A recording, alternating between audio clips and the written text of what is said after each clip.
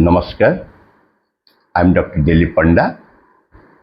The sudden ceasefire between India and Pakistan, especially when it occurs without any prior diplomatic build-up or transparency, raises a volley of questions in the minds of the elite, the general citizens, the intellectuals, and even among the international community.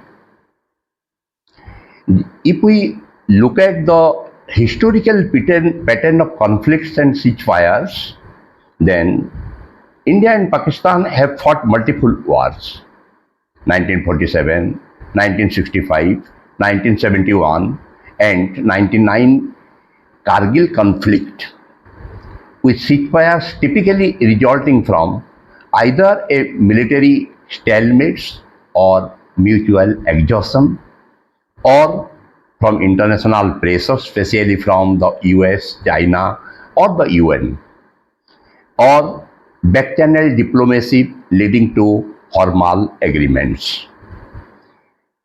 But here in this context, when after 22nd April, the Pahalgam incident occurred, the terrorists killed 26 innocent persons in Pahalgam, and after around 15 days, on 7th of May, India started its military operation.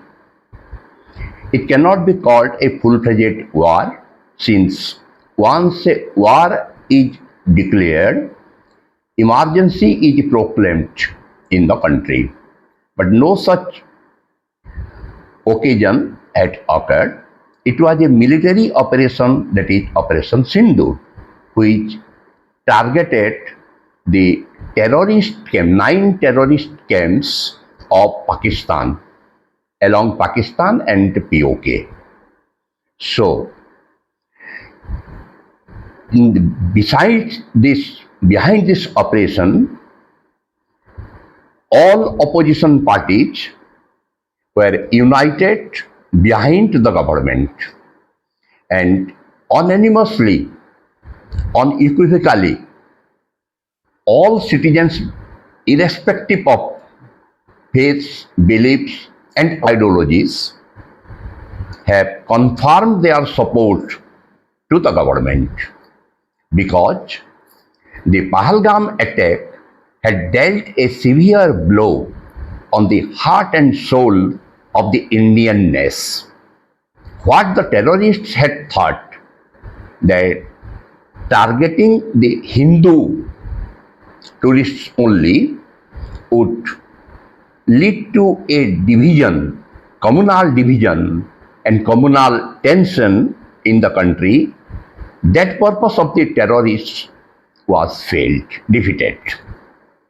And the whole country, irrespective of religion, ideology, political parties, all were behind the government. But suddenly, when the announcement of a ceasefire comes from a third party, that is from Donald Trump, President of America, which America, that is the Vice President J.D. Vance, had vocally advocated that we have nothing to meddle with the Indo-Pakistan conflict. That is their business, we won't interfere in that.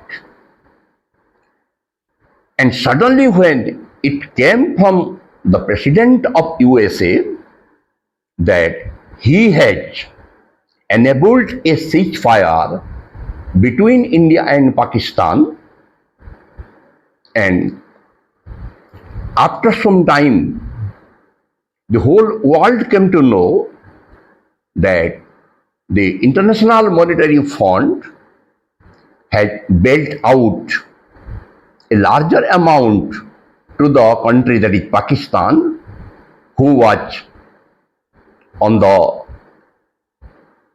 ICU for breathing.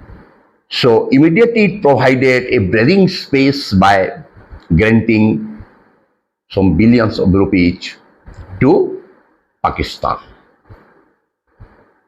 So, and that is with the help of United States, nobody can deny it. So the country which is promoting terrorism has been helped and ensured help and assistance by the international institution, that is International Monetary Fund, and that is also supported by US, or else it could not have happened. And further, look at the scenario. The scene started with the problem, the crisis started with the act of terrorism. But when it came to end with a declaration of ceasefire, the focus shifted from the act of terrorism to the issue of Kashmir.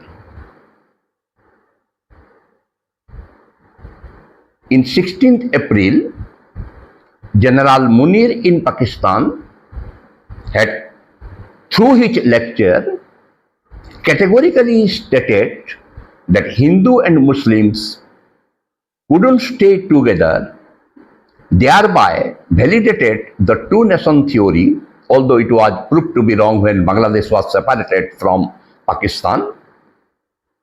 So, and in similar agreement, when we had a very dignified victory with the dynamic leadership of the then Prime Minister Indira Gandhi, who even didn't care to scare about the threat of America and marched ahead and helped in creating Bangladesh. That country now has bowed down before the US and its president. And this clearly indicates a failure of the diplomatic policy and the foreign policy of the government of India. And the questions now raised are whether we have, through military operation, been able to capture or kill the terrorists who were responsible for killing 26 innocent citizens on 22nd of April in Pahalgam. Why, in the international scenario, no country vocally stood behind us, behind India? Is it not a diplomatic failure and a failure of foreign policy?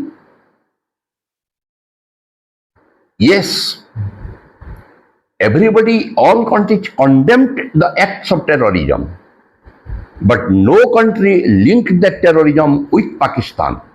Rather openly, countries like China, Turkey, Afghanistan, or not Afghanistan, they came in favor of Pakistan. So, here all these questions that occur in the mind of the citizens are to be answered by the government and particularly by the Prime Minister. That is what democratic accountability needs. Thank you.